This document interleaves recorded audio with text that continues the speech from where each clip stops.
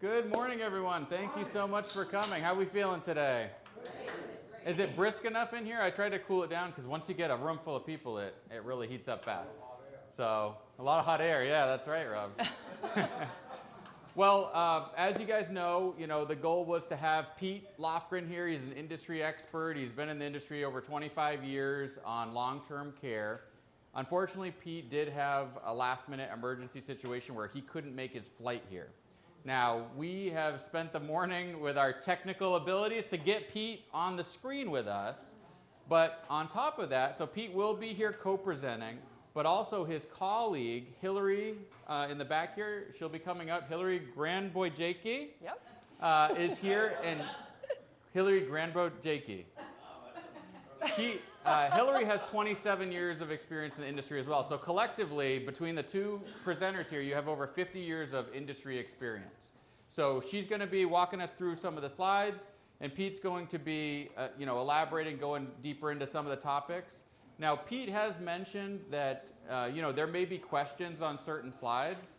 So if you have a question, I would just ask you guys, if you have a question that you think is very specific to the slide and maybe that would help the group, feel free to raise your hand and we'll see if we can field that question.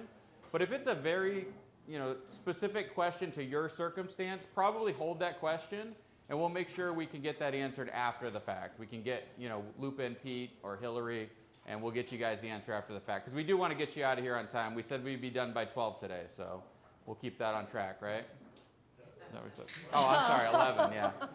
All right, so without further ado, I'm going to have Hillary come up and introduce herself, and then we'll get jumping right into the presentation here. All right, here's Hillary. Good morning. Thank you so much for having me today. It's my absolute pleasure to have a reason to step away from my desk and be with you here in person. I spent the last 3.5 hours in the car commuting here from a little town in central Orlando called Montverde. Is anybody familiar? Okay. We have a legend in that town. His name is Francisco Lindor. He is the number one shortstop in the MLB. So that kind of makes that town a little bit famous for those who are in the neighboring area. As I was driving here today, I was thinking about a personal situation that my family is going through that I hope you will consider as we talk about the need to plan and strategize for your future, your next 10 years. Hopefully you're making your next 10 years your best years of your life. But I have two sisters, two grown sisters with families. My sister from Iowa has her in-laws in Oklahoma. 2 years ago, her mother-in-law and father-in-law had just entered into retirement. We're super excited. Her mother-in-law got up one day to go to an eye appointment. Let me back up here. 4 days prior, her father-in-law had seen a cardiologist for some shortness of breath, wanted to make sure everything was okay. He got the clear, you're fine, put him on some anxiety medicine. And 4 days later, she got up to go to an eye appointment and came home to her dead husband. He had had a massive heart attack. That is not something you plan for every day, but they definitely did not plan for that. And now 2 years later, she's in need of care and does not have a partner. She lives in a 2-story home. She's been in the hospital for months now, and the reality is there is no plan for it. Her children live in different states with their family. The cost of commuting back and forth, leaving work, taking care of your kids through that time, and supporting your loved ones has become a substantial burden. So the goal today is that most of you have an answer to what you'll do if something happens. If there's an emergency, who are you going to call? You have an answer, but you likely don't have a plan, which is why you're here and working with Jeff and Corey. Peter, did you want to introduce yourself as well? I kind of got into it with that. Sure. No, you're doing great. Morning, everybody. I'm sorry that I couldn't be there with you all in person. I was really looking forward to the trip and to have that opportunity to share some of the things that we know about what planning looks like for folks that are trying to prepare ahead and think ahead, and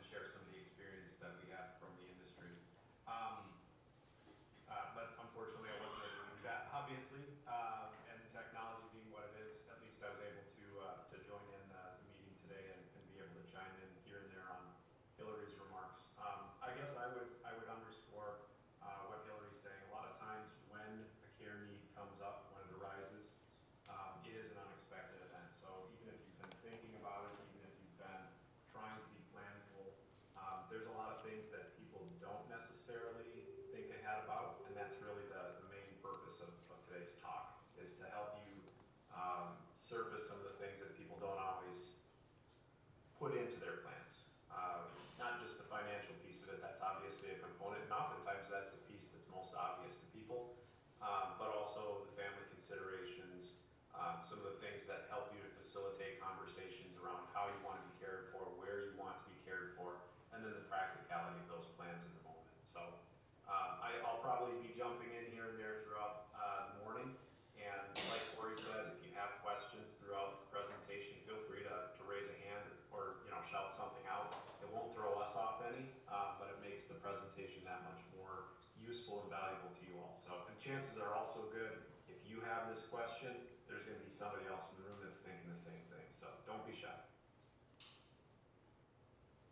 All right, next slide. So what we're going to cover today are four categories. Where care actually happens. Lots of things to think about here, and you'll see that in the next slide.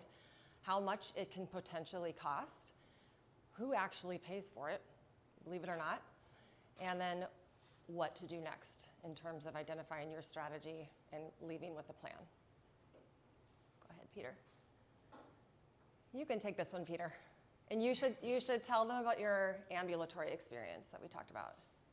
Yeah, so Hillary knows this, and I might have shared it with Jeff and Corey at one point as well. Prior to joining the financial services industry, coming up on 25 years ago, which doesn't seem like it's been that long, I used to work on a rural ambulance service down in southern Minnesota. I was based in St. Peter, Minnesota, and we had a pretty big radius of territory we covered, including our college campus. St. Peter, Minnesota is a college town. That's why I was actually down there. I was going to school.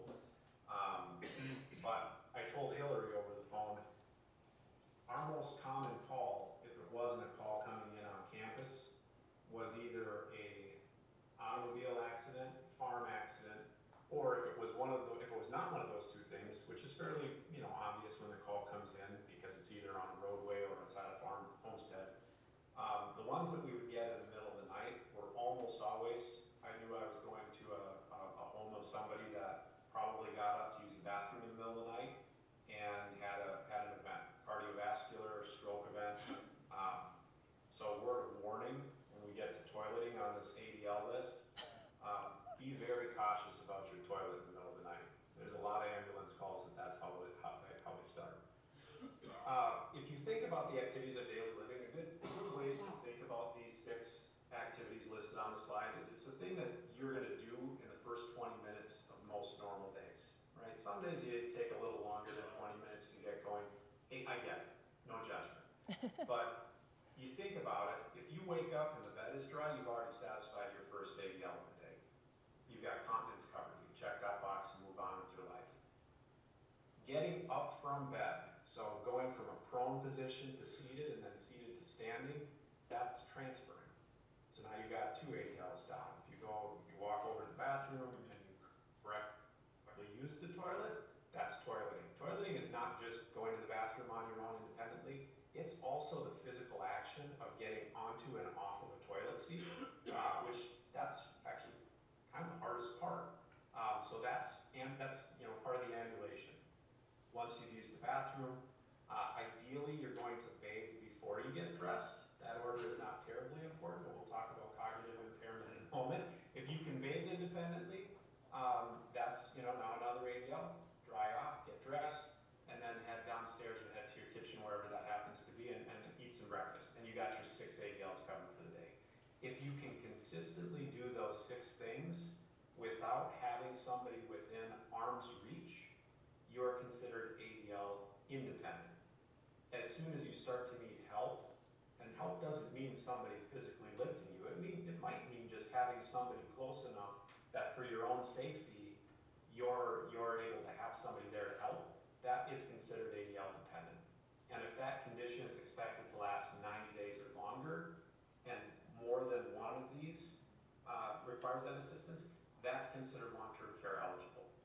Now, the nice thing about this definition is that it's going to be the same across all the long-term care conversations you might encounter, whether that's insurance policies, whether that's Medicare and Medicaid, whether that's how a facility is defining your level of independence. This has been codified in federal law. Pension Protection Act of 2006 standardized all these ADLs. So any policy you might pick up, whether it's 20 years old or whether it's something that you're looking at today, it's going to have the same ADL definition. One small note, and it probably should be a bigger note on the slide because it does happen quite often. If you are experiencing cognitive impairment, that overrides all the other ADLs on this list. So if you can't safely live on your own without supervision, that you could be ADL independent, being able to do all these things physically, but if you are not safe being on your own, that's considered cognitive impairment, and that also is generally going to be eligibility for care. Quick little, I guess, trivia question for the group, and feel free to just shout it out. I can hear your audio just fine. Out of these 6 ADLs, which one do you think is the one that goes first for most people that end up needing care?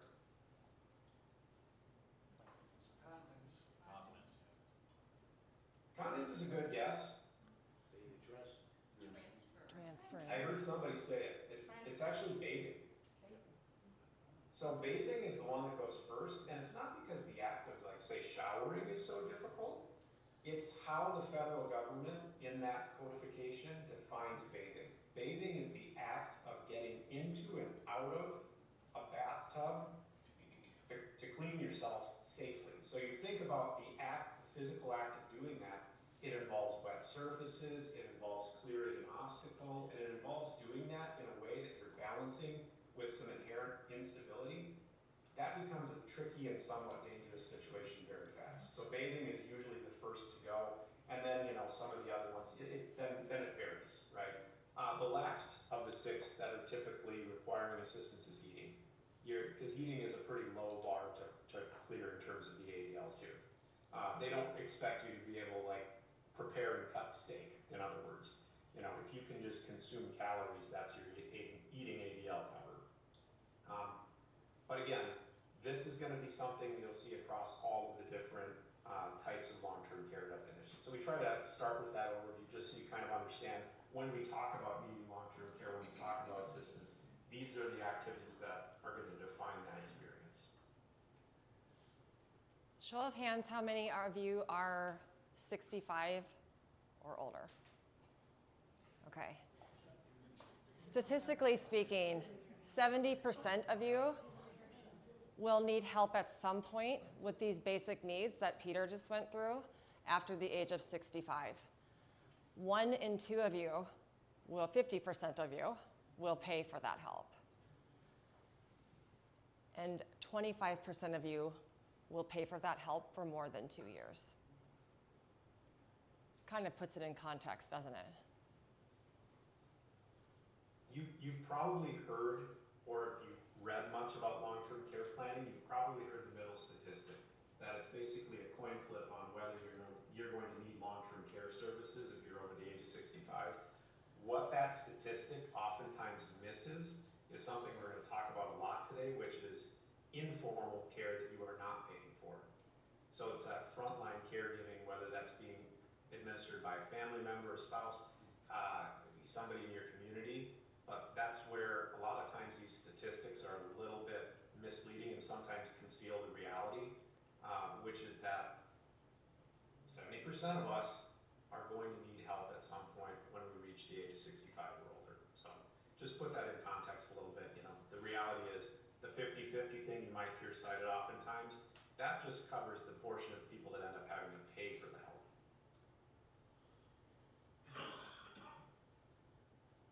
So care can happen in a lot of different places. And I want you to think today in this presentation about your plan and who you would like to receive care from.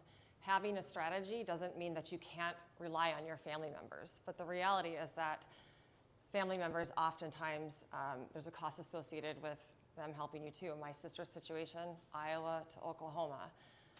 Maybe you have a family member who's going to leave a job to come and care for you. Or maybe you end up in a facility or a community somewhere, a 55 and above community if you aren't already there. But Peter, you can talk a little bit about the less help to more help and how it relates to the cost in their future. Yeah, so if you look at this spectrum, and I think a lot of times, again, if you've sat through a long-term care educational presentation before, or if you've read up on this any on your own, a lot of times there is not a full description of what that care spectrum looks like. And because we tend to look at it through the lens of cost, and okay, what's this gonna cost? In the financial services industry, this is something that oftentimes we're not very good at. We aren't thinking of the whole plan and the whole context.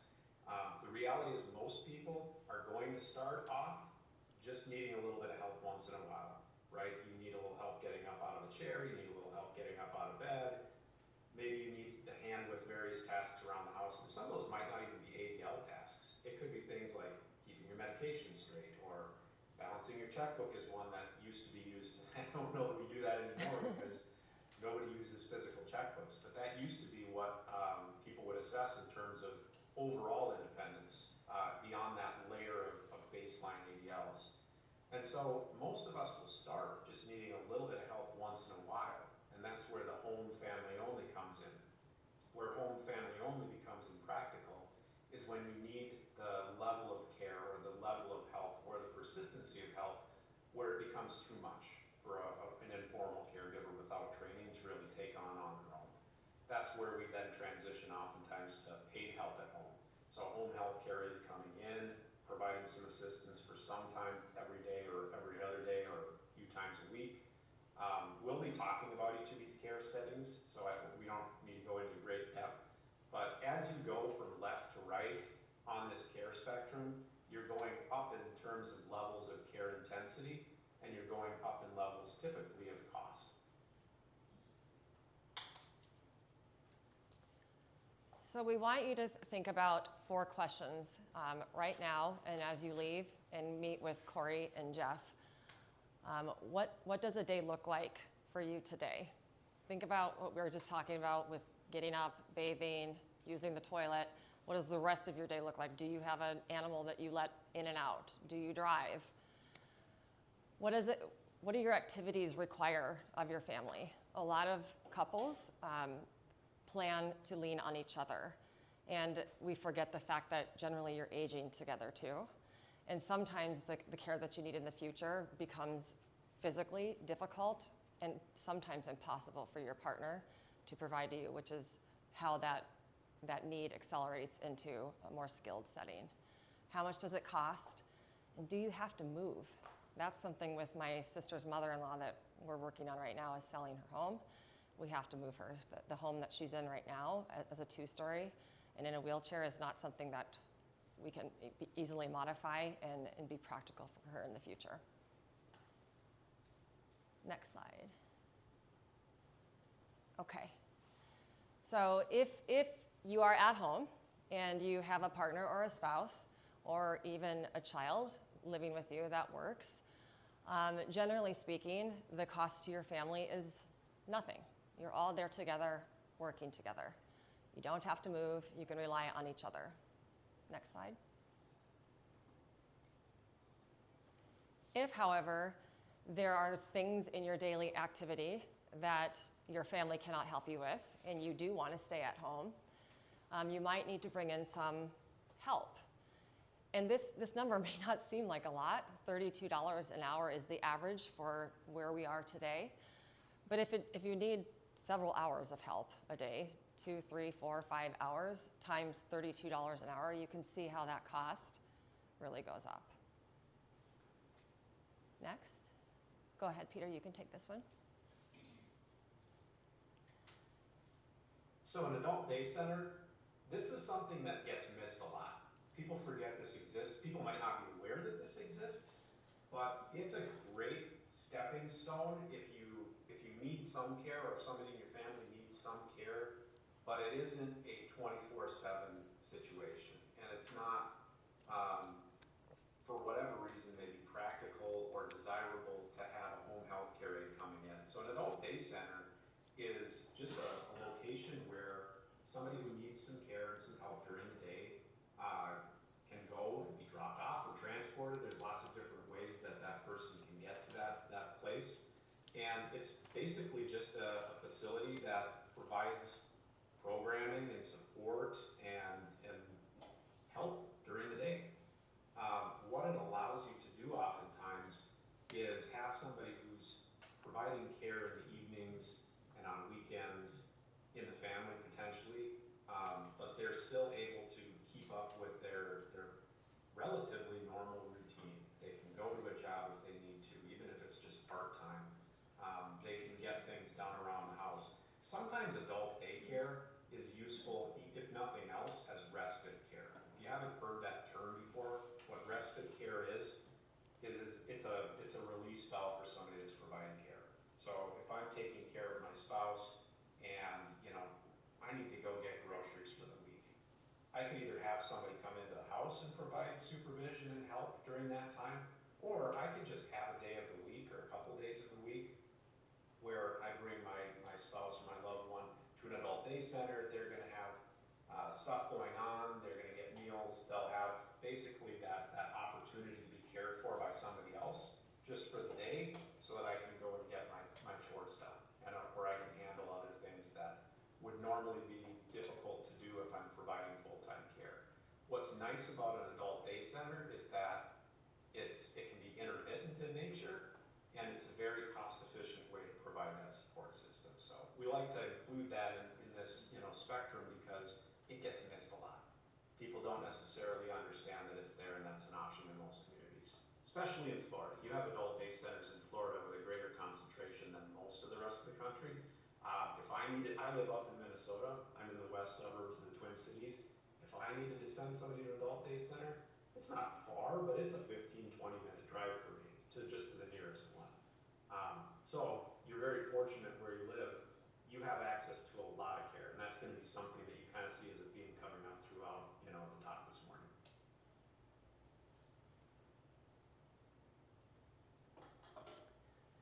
The next level up is assisted living, where you still maintain your own space. You take care of the meals, activities, and you have help in that facility that's available to you. It's less dependent on your family, and it does, in most instances, require you to move. But most importantly here, you can see that it's very costly, around $67,000 a year. That seems like a lot of money to me. And next slide. Okay, skilled nursing. This is more of a clinical setting. And you may lose some of your independence of having your own space. You may share a space with another patient unless you opt to pay for a private room, which also increases the expenses, you can imagine. Your family would generally come to visit you rather than partaking in the daily caregiving. And again, it does oftentimes result from a hospital visit and generally requires you to move. But here again, in Florida, if you elected to do the private setting where you maintained your own space without sharing with somebody else, it's estimated to be around $146,000 a year.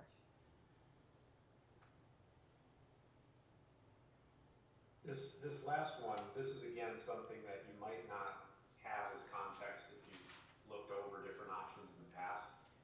A continuing care retirement community. Now this is something that requires, this is probably the most planful of all the options that we've talked about. This is something that requires a bit of intent and it requires a little bit of thinking ahead. If you're not familiar with what a continuing care retirement community is, it's a place that, it's essentially a campus. It's a campus for residential living and planning ahead for what might end up being a care need. Now I will say, usually what happens in continuing care retirement communities is that you have one spouse or you have somebody who is a widow or widower that's healthy enter entering the facility and potentially a spouse who's not well, and there's an anticipation of care. But what a CCRC is it's a campus where you come into the community typically in a fully independent residential setting. So think like 55 plus residents. It could be a specific tower where it's fully independent living. It could be villas. There's lots of different forms this takes around the country, and it's a relatively new form of care delivery. So if you're not familiar with it, that's probably why. And in the same area, besides fully independent living, you also then have an assisted living layer. So if you need a little bit of help, maybe just preparing meals or medication management or some mobility, but not really full-time mobility, you can go to an assisted living setting. And then there is usually on-site full custodial care. So where you need full-time 24/7 help. And it's a care gradient. And the whole thing exists in one cohesive campus. So if you're in the fully independent living side, you're able to access the community amenities. There might be things like athletic facilities, maybe not so much in Minnesota, but down in Florida, you might have like tennis courts outside. You might have access to a golf course, fitness center, on-site dining. It's generally really nice. You'll notice if you go to one of these places, though, that everything has been put together thoughtfully so that as you're aging and as you're having a little bit more need for different mobility safety, you'll notice that the hallways are all really wide. You'll notice that there's not a lot of stairs. You'll notice that there's a lot of staff around. So that's the idea behind the continuing care retirement community, is to provide you that gradient of care so that as you transition through the spectrum, you're able to continue to do that in one place without having to move around and disrupt your life any more than necessary. There's two different types of care. I have no idea why they call them type A and type C. But type A is a little bit more like a country club membership. So in type A, you pay an entry fee. What that entry fee is doing is it's essentially mitigating the facility's risk. So they're going to say, you cut us a check, we're going to take custody of that money, and if you run out of money and you end up needing full-time 24/7 custodial care, this is our hedge to make sure that we're just not taking people in that immediately run out of assets and then go on medical assistance, and now we're trying to get paid by the government. So CCRCs are a little bit more particular about the financial piece of it than some of the other care settings. In exchange for that higher entry fee, the monthly rent is lower because they know that they're hedged from that downstroke like you would pay into a country club. Many facilities, including the case study here, Southport Square in Port Charlotte, do have a fee for service, so that's where you maybe don't have the capital to go in with the entry fee, and then you're just paying basically what amounts to be the market rate for care. So you are going to take on that responsibility for the monthly fee. We have one of these just up the road from me. So the closest care facility to my house is a place called Trillium Woods. It's about 3 miles up the road, and they have the full residential independent living side. They have the assisted living. They have the full custodial care. I didn't know that place even existed until our son had a high school holiday concert that they put on in the auditorium. It was incredible. I mean, that place was gorgeous. They had a dining room with the white linen tablecloths. I was like, this is, if I ever get to the point where I'm thinking ahead on my care, I would love to do it in a place like this. But they only offer the type A type pricing. In Minnesota, we have a little bit different medical assistance program than in Florida. And it's a little bit harder for facilities to get paid correctly, so they have to hedge that risk with the entry fee. Now, in their case, and it may be different from one facility to the next, if you go into the independent living side and you pay your membership entry fee, if you end up not needing care, they refund that back to your estate, so it ends up going to your kids. So again, they're just using that as a hedge. It's not a profit center for them. I know this is a little bit different. I'll pause here if there's anybody that has any questions, want to talk about any of the different care settings.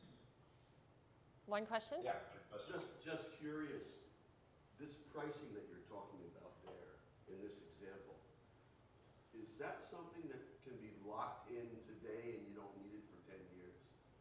And they hold money up front? That's a really good question.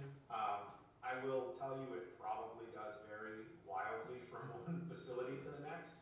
But that's the idea or the intent behind the type A pricing where you're paying an entry fee, is that you're giving them a little bit of risk, you're sharing the risk together, right? You're saying, hey, I'll pledge some collateral essentially to lock in the rate so that I'm not paying market rate if I need care 10 years from now.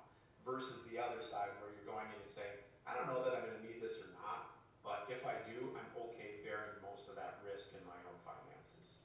Yeah, and I would encourage you, like if you're interested in this, most places will publish at least a little bit of information on their website. Like Southport Square just puts this right on their website. Like, here's the rate if you go in on this model, here's the rate if you go in on this model. There was another question?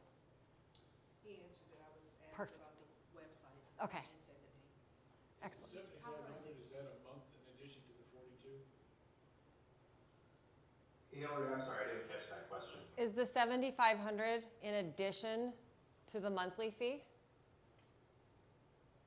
That I don't know. I'd have to look back at it again. It looks like that's the startup fee, the entry. The community fee, Plus the 42.10 a month. yeah. Yeah, I think if you're going into the fully independent side, if you're paying the 36 up front, it's 2,500 a month. If you don't pay the 36,000 up front, then you're paying 4,200 a month. Does that make sense? Yeah. Like I said, it's gonna vary a little bit from one setting to the next.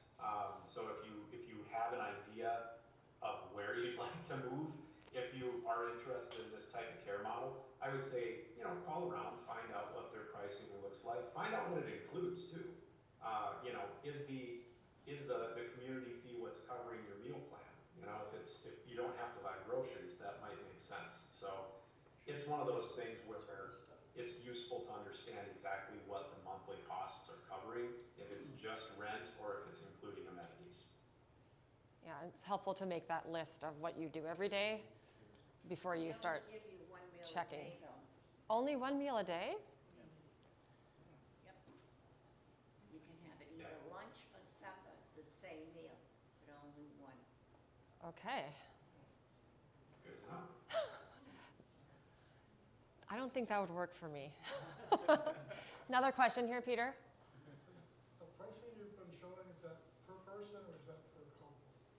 I believe it's per person. Are the prices that you showed on the preceding slide per person or per couple? The rental rate wouldn't have been, so the monthly rent isn't per person. That would be for the housing.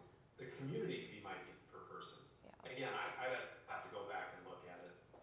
I put this slide together a little bit ago and I haven't reviewed the pricing to get into that level of detail, but yeah, I mean, that would certainly be something to clarify, right? You don't want to go in thinking you're paying $2,500 a month and then suddenly get a bill for $5,000 a month. Right. One more question, Peter. Yeah. Roughly at Southport Square, roughly for the best unit, which is a 2-bedroom, 2-bath unit, the rent usually is around $6,500 to $7,500 a month for one person, and the second person's usually around $1,000 to $1,200 more. Additional. So the rent isn't for the space, it's per for the person. rent. If they have 2 plans for the 2-bedroom one, which is the best you can get. They have them right down to studios too. But for the 2-bedroom one, the most expensive one, if you go for life care, the buy-in was $471,000. Right. Yeah, That's, that definitely slides on a scale. And we see the same thing in our area. Right. If you're going in at the entry point, it's gonna be, in some cases, a full order of magnitude difference between kind of the lightest plan versus the most robust. It's the latest. Yeah, that's, The lightest plan was about $238,000, I think it was. That's for a studio. And then if you don't go for life care, you can do the same 471 with a 50% return after you pass away. And Half that of goes it. back to the family. okay. again, I would underscore, if you're looking at a specific community or a specific setting, definitely worth having a conversation with the folks there. They'll be happy to provide you all the information on pricing because that's why they're there. All right. You're making me nervous on the time, Peter. Oh no, we're good. Okay, we can go quickly on this one. This is kind of back to the situation that I was relating to earlier, where geography really does matter, and it can really drive up the stress in coordinating your care, but also the expense behind it as well. Some of you, haven't met any of you, but sometimes people have more than one home too. A lot of Floridians maintain their original home in the state that they're coming from, since most of us aren't from Florida, while also maintaining a home in Florida here. And so that's something to have to worry about too if you go into a situation where you need extra care. Is there a question? Okay. Go ahead, Peter. You can take this one. Okay. So this is an interesting, just kind of an observation around supply and demand, and we're going to talk a little bit about some of the economics of care in Southwest Florida. But because there is so many people that are preparing to need care or are actively receiving care services in the broader metro area, you have a lot of supply. Now, you also have a lot of demand, which is where you see some kind of interesting trends on this slide. So if you look at what you would pay in Florida for home health care, it's a lot less than what you would pay everywhere else in the country. And you guys aren't even close to halfway. I told him he was making Same me with nervous. adult I daycare, missed it. same Okay. with assisted living. Where that trend Most people are inverts gonna is wanna when you hear, get like, to what's the full solution? custodial care. You gotta And get that's to that. where, Okay. again, supply and demand. There's a lot of demand for it, and custodial care beds are not being produced quickly enough in your area to keep up with that demand. So that's where you just get this sort of weird price trend. You have a lot of caregiver inventory in Southwest Florida. So when you're looking at home care or something, that scales really fast, right? All that requires is people to go through training to learn how to take care of somebody and provide for their functional safety. That's something that'll keep up pretty well. But I would expect to see over the next 20 to 30 years, the full custodial care setting is going to lag, and that price probably will continue to increase. So just something to be aware of. I think it's kind of an interesting thing to see in the real numbers, how certain layers of care are relatively efficient and relatively low cost relative to the rest of the country, whereas others are not. Fun little piece of trivia here. Anybody have a guess on what state is the most expensive in the U.S. to receive care? New York, California, Massachusetts, Hawaii. Those are all good guesses. Again, going back to the concept of supply and demand economics, it's Alaska. If you need care in Alaska, you're going to the nursing home because there's not a lot of supply up there. Places like California, New York, yeah, they're high cost because everything is expensive in New York and California. But generally speaking, they've got a little bit better care infrastructure and more people to be able to provide that. One other thing about, actually I don't like this slide, we're gonna skip it. Yeah, Peter, I want to we have less than 20 minutes left, and I want to be respectful of their time. So let's move forward to what we do to put a plan together. You might need to skip some of the slides. Yeah. So if you think about, this is an important consideration, and we worded this very deliberately. 6 decisions someone will make. So that someone, it's not 6 decisions you will make, it's 6 decisions someone will make. That someone could be you, if you have the capacity to do so. But what we're going to talk about over the next couple of minutes is how to make sure that if you aren't able to articulate your wishes or articulate what you're really wanting, that you have the instruments in place that will do that for you. So the 6 decisions you're going to have to make at some point potentially are where you receive care, who's going to coordinate it, who's going to help hands-on day-to-day, so that's who's administering your care, who has legal authority to make decisions regarding your care, who pays the bills, and we'll talk about what pays the bills, and then when it's time to move, if a move is necessary. So there's going to be 5 things that will help to create the legal infrastructure, that underpins all of this. of you who have done some estate planning already, you probably have some or all of these documents baked into your estate plan. Durable power of attorney and healthcare surrogacy, you might have that. This language, don't get too hung up on it. Healthcare surrogate just means you have a healthcare directive. So somebody that can make healthcare decisions on your part, or on your behalf, I should say. If you have a living will, you got that box checked. HIPAA authorization is just something that says the facility or facilities or caregivers can share information with another named person or your family. And then a pre-need guardian declaration. This is actually the one piece on this list that I think sometimes gets missed. If you need somebody to take basically control of your finances, control of your decisions beyond just healthcare directives, that's where the pre-need guardianship declaration comes into play. So not going to go into any more depth on these out of respect for time, but if you saw any on the list where you thought, I'm not sure that my estate plan checks that box, it's worth a follow-up to make sure that it does. Talking about the house, so this again kind of comes into that thought around, if I want to stay at home, can I stay at home? Part of it is caregiving and accessing people that can help you. The other part is the structure itself. So these are some statistics from an AARP study around home and community preferences. So people thinking ahead of how they would stay at home if they needed to stay at home. Bathroom modifications, ramps, and an emergency response system. My parents live here in Minnesota. We're very lucky that they just live a few miles up the road from us. We've got a lot of family close by. They just made the move because they were thinking through how they're aging and whether they can age where they were. They lived the last 25 years in a Victorian house that had been converted to a bed and breakfast. So think 3 stories above ground, think 50-degree staircases with no carpeting, think lots of mechanical because they had different air conditioners and heaters for every unit in this bed and breakfast, and think farther away from family.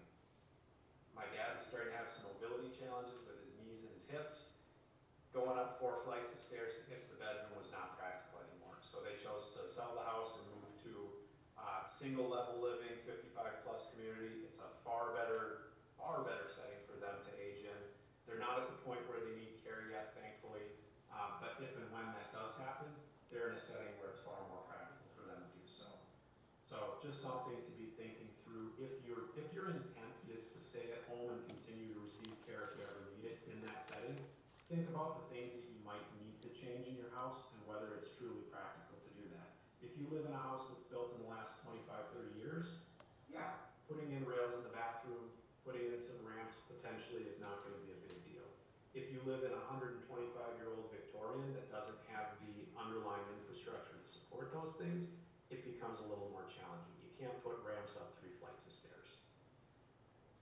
Okay, let's advance to slide 25, please, and let's get further into who pays, your family, you, Medicaid, or your insurance. Sure. So this is right off of the Medicare website, and I know from my experience doing this that there's always going to be somebody in the room that wants to argue about what Medicare does and doesn't cover. Thankfully, over the last 25 years, I find that fewer people want to argue with it because now Medicare.gov puts it right on their website. Medicare doesn't pay for long-term care.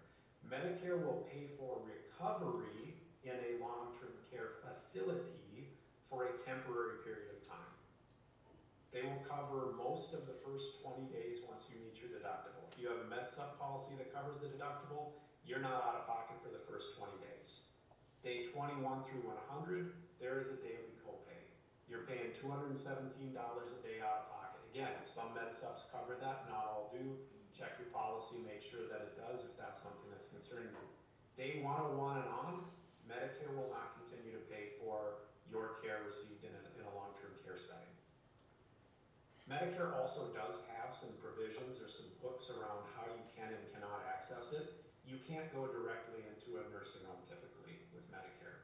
You have to have a qualifying hospital stay first. So again, the whole intent behind what Medicare pays for in a long-term care setting is that you would go into a hospital following an event, think broke something, think cardiovascular event, think cardiocerebral event. Those are typically the things that put you in the hospital.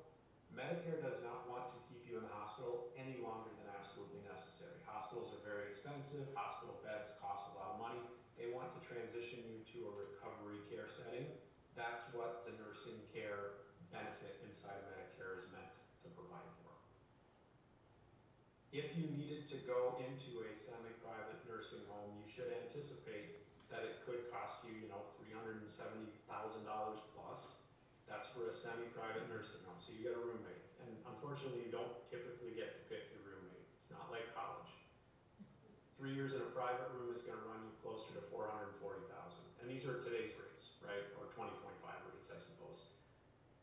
Assisted living, a little bit less expensive, but if you're in an assisted living facility, generally you can stay there longer, so you still have, at the end of the day, about the same cost. So paying out of pocket, the underlying question is, how are you gonna cover that? What asset do you end up liquidating? A brief word on Medicaid. In Minnesota, we call it medical assistance. Florida may call it Medicaid. Medicaid is the federal name.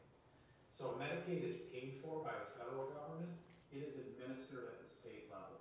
So you're going to find, if you live somewhere else part of the year, and you ended up needing to access care in that state versus in Florida, understand that some of these things are going to be similar because the federal government gives the infrastructure or the general structure of how that program works, but the actual dollar amounts do vary from one state to the next. There is an income cap. You can't qualify for Medicaid if you're over a certain income because they're just gonna take it all. Countable assets, if you are trying to access Medicaid, they're not going to allow you to keep a lot of money in your name. You have to spend it first, down to $2,000, and then Medicaid will step in and provide financial support. Florida does have some unique rules around homestead and home equity. So I would say that's something worth digging into a little bit. We don't have the time to go through that today. But you do have some amnesty provided to your homestead. They're not going to kick a spouse out of a house, FYI. Asset transfers, you can't just give all your money to your kids and have that work. They're gonna look back 5 years. Most people are aware of that rule, but that's to prevent people trying to transfer wealth off to qualify for federal aid. If you are married, the well spouse can keep between $32,000 and $162,000 in assets. So it's a means-tested formula. We're not gonna, again, go into the nitty-gritty, but that's the community spouse resource allotment, if you're looking it up. And then there is a minimum monthly maintenance needs allowance that is also provided for the community spouse, the well spouse. So you do have some asset sheltering and some income allowed if there's a healthy spouse that's still living independently. But generally speaking, you should think of Medicaid as a welfare program that's available for people that no longer have the resources to pay for their own care. Medicare is an entitlement program. If you paid into the program through FICA, you are entitled to that benefit for that 100 days, potentially 100 days, because you have to still meet it at 100 days. Medicaid, you gotta spend, it's a means-tested program, it's not automatic. Let's go on to 29. Oh, yeah, sorry. I'm worried about the time. Go ahead. Oh, yeah, no, I know you're sweating it, Hillary, you got 6 slides left, we're Okay. on the home stretch, we're great. Okay. Thank you. Medicaid does pay for home care in Florida. Just be aware that if you're kind of counting on this, it's frailty ranked. So it's not based on necessarily how long you've been on the list. Their prioritization is a little wonky. So the bottom line with Medicaid is that if you are qualifying or trying to qualify for that, and I know that there's a lot of tactics to try to do that, just understand that you are giving up your independence and your freedom to choose where you're receiving care. And that's really what we're trying to do in all of this education, is provide you a roadmap to be able to plan ahead so that when and if you ever need care, you're getting it where you want, from whom you want, and using assets that you've already designated and set aside for that purpose. All right, 4 ways to fund it. This does not take very long to go through because our industry, for all of its brilliant complication, didn't make this one that hard. It might be the only thing in the financial services business that isn't that hard. 4 ways you can pay: asset-based long-term care products, a rider on a life insurance policy, a purpose-built LTC annuity, or an income doubler on an indexed annuity or fixed annuity. why are we now talking about traditional long-term care insurance coverage? I lived through the collapse of that industry. Going back to 2007, 2008, 2009, one of the casualties of the financial crisis in 2008 was the long-term care insurance industry. Back then, there were over 100 carriers that issued long-term care insurance coverage. Today, it's fewer than a dozen. And really only 4 or 5 that really do much of it. The rest are kind of niche specialty deals. We don't talk about traditional long-term care insurance coverage because for most people, it's not going to be the preferred route. If you have a long-term care insurance policy already and you've had it for more than 3 or 4 years, you are lucky. Lucky you, hang on to it, do what you can to continue paying for it because it's probably better than anything you'll ever find again. If you've had a long-term care insurance policy for more than 10 years, you basically hit the jackpot in terms of being able to pay for your care. My parents have a 20-year-old long-term care insurance policy. They interviewed a financial planner to handle their finances for them, and his first recommendation was that they should get rid of their long-term care insurance policy. They walked out of the meeting. So if you're lucky enough to have a 20-year-old policy, hang on to it. That's the bottom line on that one. All right, so if you don't have a policy, what then? Arguably the best way to provide leverage is an asset-based product. This is a policy that's typically built on a life insurance chassis, and then it has a benefit over it. So you might hear people talk about asset-based long-term care. What does that mean? It means that similar to what we talked about with the continuing care retirement communities, you are pledging a chunk of money, an asset, that acts as the risk hedge for the insurance company. So for example, you might say, I want to buy a long-term care insurance policy that will make sure that I have resources to pay for my care if I ever need it. I'm going to commit $100,000 to this. You're going to park that money off to the side, and it'll provide, typically if you're buying it in your 50s, now these numbers, 8 times, 4 times, 3 times, that's the leverage when you need care.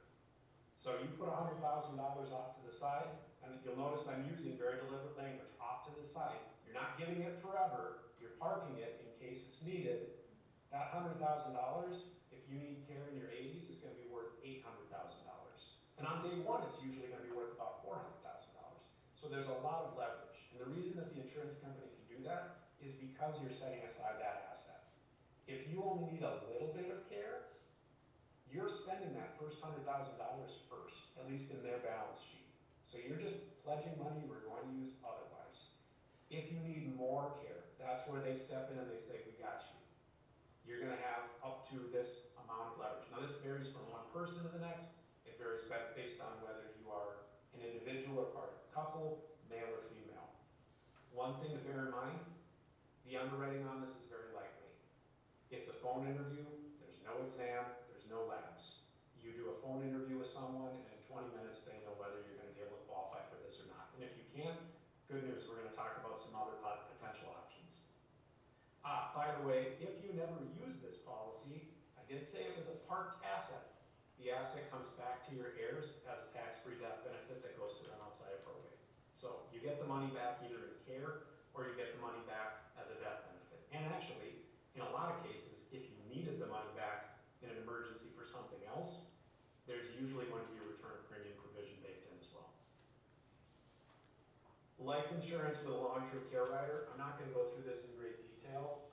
What I would tell you is that if you needed life insurance anyway, putting an LTC or chronic illness rider on top of that is a great add-on benefit, but this is typically not going to be a primary long-term care resource. LTC annuities. In Florida, you have 2 different products that are purpose-built to provide leverage for long-term care. Where does this fit in relation to the asset-based LTC we just talked about? LTC annuities are also asset-based. You set aside a chunk of money, it creates leverage. The leverage is not quite as substantial. It's going to be either 2 times or 3 times based on your overall health. LTC annuities are great if you have a little bit more health history that would preclude you from qualifying for the asset-based LTC that's on top of a life chassis. They're also useful if you are a little bit more advanced in age. So the ones that are based on a life insurance chassis, the asset-based ABLTC, Those only go up through 75. So if you're trying to create some additional resources for long-term care planning and you're over 75, an LTC annuity is usually the next thing that we look at. Great news is that you do keep the annuity, or you do get the value if you never need it for care. But one good idea here, if you ever are looking through your portfolio and you go, man, I have this non-qualified annuity that I bought years ago. It's got all of these gains that are deferred. If I liquidate it, or I cash it out, or I start taking an income stream off of it, I'm gonna have a lot of taxable income. I'm gonna have a lot of tax recognition. There was a law that passed, Pension Protection Act of 2006, where if you 1035 in a non-qualified annuity to one of these LTC annuities and later end up needing to use it for long-term care, the benefits that are paid out for qualified LTC are tax-free. So if you have a asset with a lot of baked-in taxable gains, that's a good way to kind of make sure that you end up never having to pay taxes on it. Income doublers, this is the last one. There are some products, so this is like sort of the furthest end of the spectrum where you definitely can't qualify for a life policy, you can't really qualify for much leverage on an LTC annuity, or you already have an annuity that has an income stream on it, or an income rider on it. Many of those have a doubler. The things you want to keep an eye on are, how do you qualify to turn on that doubler? Does it continue if your account value hits 0? And how long does the doubling last? Usually the doubler is going to last for 5 years. But this is something that I would encourage you, if you already own an annuity, and if that annuity has an income rider, take a look at it and see if it includes an enhancement. Usually it's going to be called an LTC enhancement, or nursing home benefit. Many of them have it, not all do. If you're considering adding something like that to your portfolio, it's worth looking at it to see if the product that you're considering includes this as a benefit. So this just summarized what we talked about already, so I'm not going to spend any time on it. Underwriting, just a heads up, most people think, I've had some health history, I had an incident, I had this, I had that. 38% of people get declined. What that means is 62% get approved. And that's between ages 65 and 69. If you look at the entire spectrum of applicants, the decline rate is even lower. So most people can qualify for something. All right, wrapping up, and we are right on time, and we will have, if anybody wants to stick around for questions, we'll certainly be able to do that. 2 things from a next steps standpoint. Think about where you receive care and where you want to receive care, and just kind of be pragmatic about it. That's really what we're trying to do. We're not trying to knock some sense in you. We're not trying to be overly harsh. If you had an idea in your mind of where you'd like to receive your care and from whom, we're just saying, be realistic. Think about the things that would have to happen for that to be the reality for you. And let's plan together. Let's figure it out.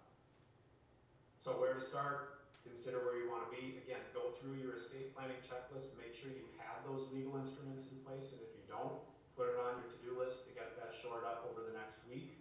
And then if you want to have a conversation about this, Corey and Jeff and the team at Ideal Retirement Solutions are available. They know their way around this stuff. They can certainly reach out to me and get me involved, get Hillary involved. We're here to help. We're glad that you were able to attend today. Again, I wish I could have met you all in person, but better this than not at all.